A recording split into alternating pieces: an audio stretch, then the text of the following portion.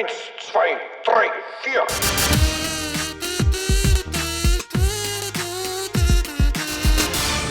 Sehnsucht.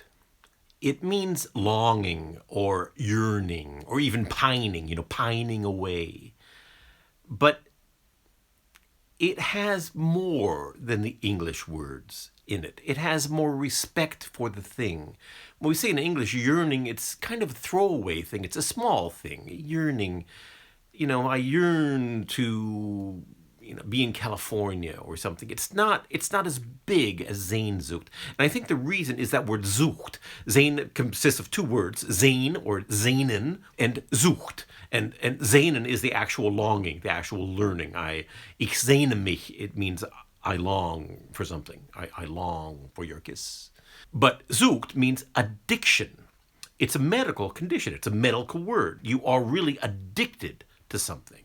So Sehnsucht takes Sehnen and takes it up to another level. You're addicted to Sehnen. You're addicted to longing. It's when yearning becomes so primal and so overpowering that everything else kind of turns gray.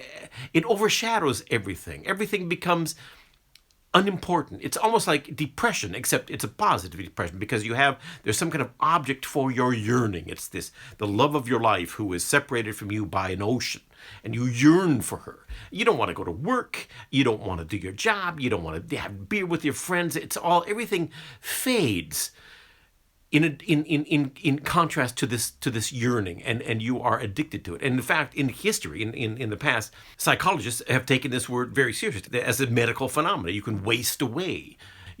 Philosophers will talk about what it means. Sehnsucht has a bigness about the word that shows a respect for this yearning, this feeling that we all have every once in a while that we don't really think of as one of the main feelings. We think of love, hate, fear, jealousy. These are the big feelings that we think about when we think of emotions.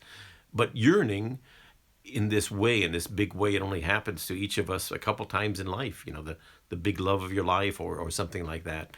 But it's there, and it's powerful, and it's big, and it's deep inside you. And when you're under it, you can suffer from it and still yet enjoy it at the same time. In a way, there's something about it that makes me feel good about the human condition. And that is, if you have this yearning, this deep yearning that borders on a medical condition, it's usually not because of like a new car. You don't yearn for a new car or a better job or, Netflix or a steak.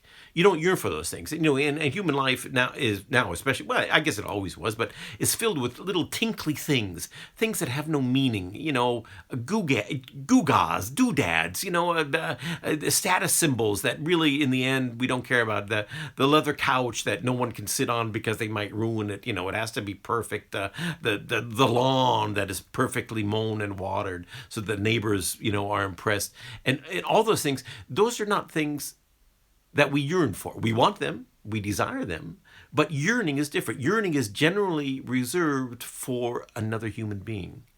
We yearn for love, for a specific person whom we love. We yearn for our children, perhaps, or for our parents. We yearn for other people. And that's the wonderful thing, the reassuring thing about that word is because it shows us that under all this, this piled up superficial artifice that is our life, all the crap we buy and wear and adorn ourselves with, deep inside, at the core of all of us, is this deep, unaccountable, indefensible, overpowering need for other people, for other human beings. That's Sehnsucht. Eins, zwei, drei, vier.